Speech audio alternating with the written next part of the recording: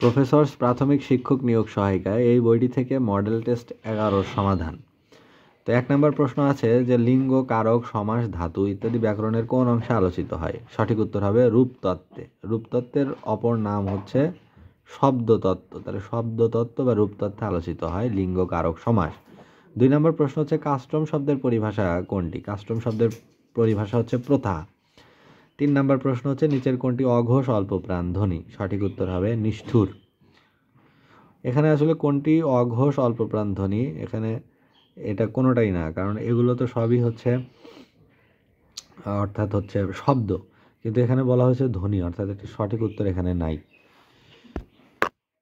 4 নম্বর প্রশ্ন হচ্ছে বুদ্ধদেব বসু কর্তৃক প্রকাশিত কবিতা একটি পত্রিকা বা ম্যাগাজিন। 5 নম্বর প্রশ্ন হচ্ছে ক্ষীয়মানের বিপরীত শব্দ কোনটি? ক্ষীয়মানের বিপরীত শব্দ বর্ধমান। প্রাতরাশ শব্দের সন্ধি বিচ্ছেদ কোনটি? প্রাতরাশ শব্দের সন্ধি বিচ্ছেদ হলো 6 গ। প্রাত বিসর্গ যোগ আশ, প্রাতরাশ। 7 নম্বর প্রশ্ন হচ্ছে নিচের কোনটি অঘোষ অল্পপ্রাণ ধ্বনি? অঘোষ অল্পপ্রাণ ধ্বনি হচ্ছে 7 খ। এই যে স হচ্ছে অঘোষ অল্পপ্রাণ ধ্বনি। 8 নম্বর প্রশ্ন হচ্ছে কোন বানানটি শুদ্ধ? অর্থাৎ মুহুর্মুহ শুদ্ধ বানান কোনটি? মুহুর্মুহ হচ্ছে এই যে ক নাম্বার, এটা হলো মুহুর্মুহ, এটি হলো শুদ্ধ বানান বা সঠিক বানান। 9 নম্বর প্রশ্ন হচ্ছে কোনটি বিশেষণবাচক শব্দ? বিশেষণবাচক শব্দ হচ্ছে 9 ক জীবনী, এটা হলো বিশেষণবাচক শব্দ। 10 নম্বর প্রশ্ন হচ্ছে প্রত্যেক ভাষারই মৌলিক অংশ কয়টি? প্রত্যেক ভাষারই মৌলিক অংশ 4টি। 11 নম্বর প্রশ্ন মুক্তিযুদ্ধের ইতিহাস দলিলপত্র কে সম্পাদনা করেন? এটি সম্পাদনা করেন হাসান হাফিজুর রহমান। 12 নম্বর প্রশ্ন হচ্ছে নীলাম্বর অর্থাৎ নীল অম্বর যার, এটা কোন সমাস? সঠিক উত্তর হবে 12 ক বহুব্রীহি সমাস। 13 নম্বর প্রশ্ন হচ্ছে কোনটি কোকিল শব্দের প্রতিশব্দ নয়? কোকিল শব্দের প্রতিশব্দ নয় হলো পরভৃত। 14 নম্বর প্রশ্ন হচ্ছে মালা শব্দের স্ত্রীলিঙ্গ কোনটি? মালা শব্দের স্ত্রীলিঙ্গ হচ্ছে মালা, মালিকা। এই যে খ নাম্বার হবে মালিকা। 15 নম্বর প্রশ্ন হচ্ছে কত সালে চর্যাপদ আবিষ্কৃত হয়? সঠিক উত্তর হবে 1907 সালে। 1907 সালে চর্যাপদ আবিষ্কৃত হয়, বাংলা সাহিত্যের প্রথম নিদর্শন। 16 নম্বর প্রশ্ন হচ্ছে নামাজ রোজা শব্দ দুটি বাংলা ভাষায় এসেছে কোন ভাষা থেকে? সঠিক উত্তর হবে ফার্সি ভাষা থেকে। 17 নম্বর প্রশ্ন হচ্ছে দুটি সমবর্ণের একটির পরিবর্তনকে কি বলে? দুটি সমবর্ণের একটির পরিবর্তনকে বলা হয় বিষমী ভবন। 18 নম্বর প্রশ্ন হচ্ছে নিচের শুদ্ধ বানান কোনটি? অর্থাৎ প্রাদুর্ভাব, এই বানানটির সঠিক শুদ্ধ বানান হচ্ছে প্রাদুর্ভাব। এই যে 18 ক, এটা হবে প্রাদুর্ভাব, অর্থাৎ শুরু, সেটাকে বলা হয় প্রাদুর্ভাব। 19 নম্বর প্রশ্ন হচ্ছে রক্তকরবী নাটকটির লেখককে? রক্তকরবী নাটকটির লেখক হচ্ছে রবীন্দ্রনাথ ঠাকুর। 20 নম্বর প্রশ্ন হচ্ছে মোদের গরব মোদের আশা আমরি বাংলা ভাষা কবিতাংশটুকুর রচয়িতাকে? রচয়িতা হলো অতুল প্রসাদ সেন। 21 নম্বর প্রশ্ন হচ্ছে দ্য অ্যান্টোনিম অফ হোস্টাইল। হোস্টাইলের অ্যান্টোনিম হচ্ছে ফ্রেন্ডলি, অর্থাৎ হোস্টাইল মানে শত্রু ভাবাপন্ন আর ফ্রেন্ডলি মানে বন্ধু ভাবাপন্ন। 22 নম্বর প্রশ্ন which of the following words is verb? নিচের কোনটি ভার্ব? 22-এর সঠিক উত্তর হবে 22-এর খ ডেমোক্রেটাইজ মানে গণতন্ত্রকরণ, ডেমোক্রেটাইজ। 23 নম্বর প্রশ্ন হচ্ছে হুইচ অন ইজ সিঙ্গুলার? নিচের কোনটি সিঙ্গুলার? সিঙ্গুলার হচ্ছে 23-এর গ নিউজ। নিউজ বা সংবাদ, এটা হলো সিঙ্গুলার। 24 নম্বর প্রশ্ন হচ্ছে I told her everything least she dash me.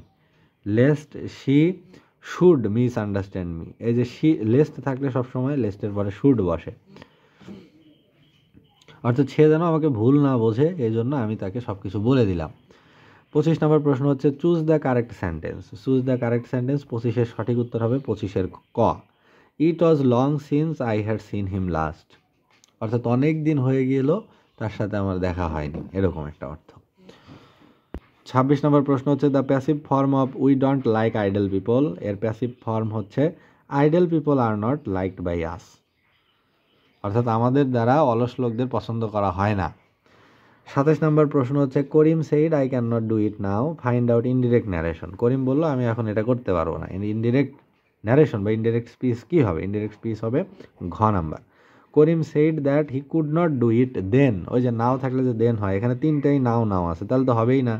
Now direct স্পিচে থাকলে ইনডিরেক্ট হয়ে যাবে দেন। 28 নম্বর প্রশ্ন হচ্ছে his illness is a mere pretext dash his absence. অর্থাৎ তার যে অসুস্থতা এটা ছিল নিছক একটা অজুহাত। তাহলে 28-এর প্রিটেক্সট ফর মানে অজুহাত। 29 নম্বর প্রশ্ন হচ্ছে Shelley can be compared dash Nazrul. তাহলে Shelley can be compared with Nazrul, অর্থাৎ ওই পিবি শেলি, ইংরেজ কবি শেলিকে নজরুলের সাথে তুলনা করা যেতে পারে। তো কম্পেয়ার টু আর কম্পেয়ার উইথ এই দুইটা কেমন জিনিস? কম্পেয়ার উইথ হলো একই জাতীয় বস্তুর সাথে, যেমন নজরুল একজন কবি, শেলি একজন কবি, দুইটা সম বস্তু বা সম ব্যক্তি, এজন্য এই দুইটার সাথে কম্পেয়ারে উইথ বসে। আর কম্পেয়ার টু কোথায় বসবে? যেমন fire is compared to anger, বা anger is compare to fire, anger is compare to fire, অর্থাৎ রাগকে আগুনের সাথে তুলনা করা হয়। রাগ আর আগুন এই দুইটা তো আসলে একই জাতীয় বিষয় না, একটা হচ্ছে ইমোশন, আবেগ, আর একটা হচ্ছে একটা শক্তি, এনার্জি, কিন্তু দুইটা কিন্তু অসম বস্তু। কিন্তু ওখানে কি একটা মিল আছে, সিমিলারিটি, সেটা হলো কোয়ালিটিতে মিল আছে, যে আগুনের কাজ যেমন সব কিছু পুড়িয়ে দেয়া, ক্রোধ বা অ্যাঙ্গারের কাজও সব কিছু নষ্ট করা, ডিস্ট্রয় করা। এই ক্ষেত্রে অসম বস্তুর সাথে তুলনা বোঝালে বসে কম্পেয়ার টু। আর যদি ব্যক্তির সাথে ব্যক্তি, যেমন দুজন বন্ধুর সাথে, দুজন ক্লাসমেটের সাথে, দুজন খেলোয়াড়ের সাথে, দুজন কবির সাথে তুলনা, সেই সময় সবসময় কম্পেয়ার উইথ বলবে। 30 নম্বর প্রশ্ন হচ্ছে my uncle arrived while I dash the dinner. My uncle arrived while I was cooking the dinner, অর্থাৎ আমি যখন ডিনার প্রস্তুত করছিলাম তখন আমার আঙ্কেল আসলো বা পৌঁছলো। 31 নম্বর প্রশ্ন হচ্ছে চুজ দ্য কারেক্ট স্পেলিং, অর্থাৎ নিচের কোনটি কারেক্ট স্পেলিং? 31-এর সঠিক উত্তর হবে 31-এর ক, সুপারসিলিয়াস। 32 নম্বর প্রশ্ন হচ্ছে দ্য সিনোনিম অফ অ্যানেকডোট। অ্যানেকডোটের সিনোনিম হচ্ছে 32-এর ঘ, এটা হলো ফেবল। ফেবল হচ্ছে অ্যানেকডোটের সিনোনিম। 33 নম্বর প্রশ্ন হচ্ছে the synonym of Sirin. Sirin শব্দের অর্থ শান্ত, এর সিনোনিম হচ্ছে 33-এর গ, কাম। 34 নম্বর প্রশ্ন হচ্ছে what is the antonym of enmity. Enmity অর্থ শত্রুতা, এর অ্যান্টোনিম হচ্ছে 34-এর সঠিক উত্তর ক, অ্যামিটি। অ্যামিটি শব্দের অর্থ সৌহার্দ্যপূর্ণ সম্পর্ক, আর ইনমিটি অর্থ হচ্ছে শত্রুতাপূর্ণ সম্পর্ক। এবার হচ্ছে 35 নম্বর প্রশ্ন। 35 নম্বর প্রশ্ন হচ্ছে opposite word of apex. Apex অর্থ কি? শীর্ষ বা চূড়া। এর অপোজিট ওয়ার্ড বা বিপরীত শব্দ হচ্ছে 35-এর ঘ নাম্বার, বটম। বটম শব্দের অর্থ একদম পাদবিন্দু, নিচ বিন্দু। 36 নম্বর প্রশ্ন হচ্ছে capital punishment means. Capital punishment শব্দের অর্থ হলো মৃত্যুদণ্ড, তাহলে সঠিক উত্তর হবে 36-এর গ, ডেথ পেনাল্টি। 37 নম্বর প্রশ্ন হচ্ছে দ্য শিপ ওয়াজ স্কাটলড।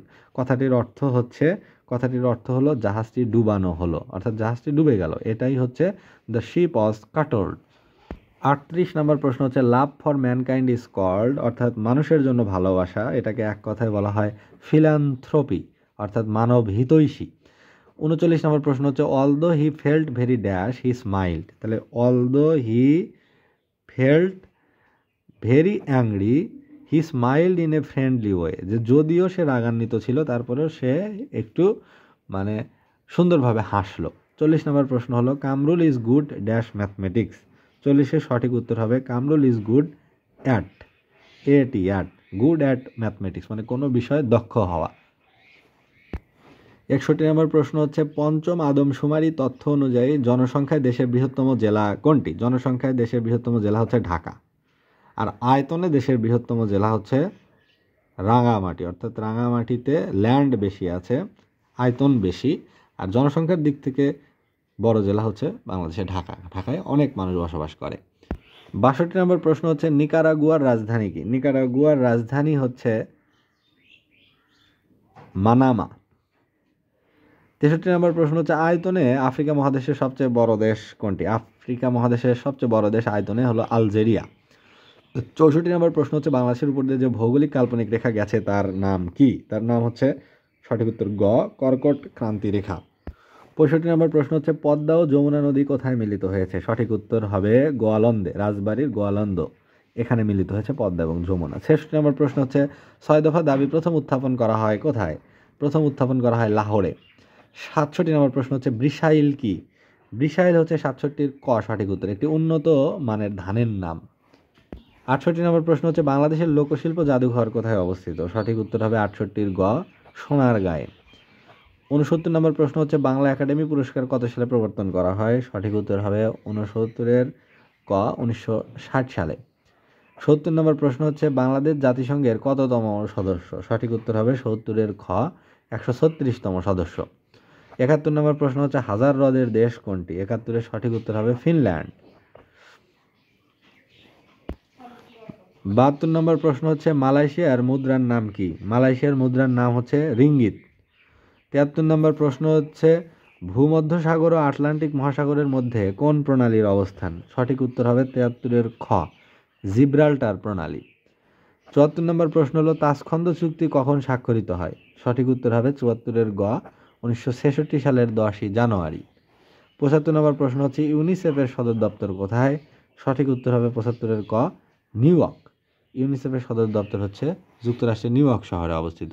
76 নম্বর প্রশ্ন হচ্ছে নোবেল পুরস্কার কবে থেকে প্রচলিত হয়? সঠিক উত্তর হবে 1901 সালে।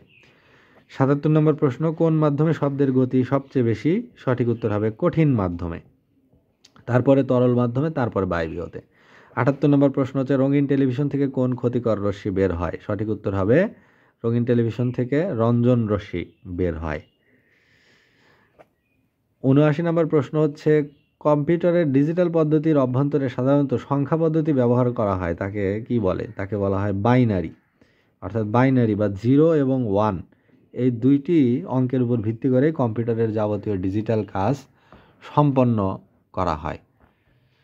80 নম্বর প্রশ্ন হচ্ছে পেনিসিলিয়াম আবিষ্কার করেন কে? পেনিসিলিয়াম আবিষ্কার করেন, সঠিক উত্তর গ, আলেকজান্ডার ফ্লেমিং। আলেকজান্ডার ফ্লেমিং আবিষ্কার করেন পেনিসিলিয়াম।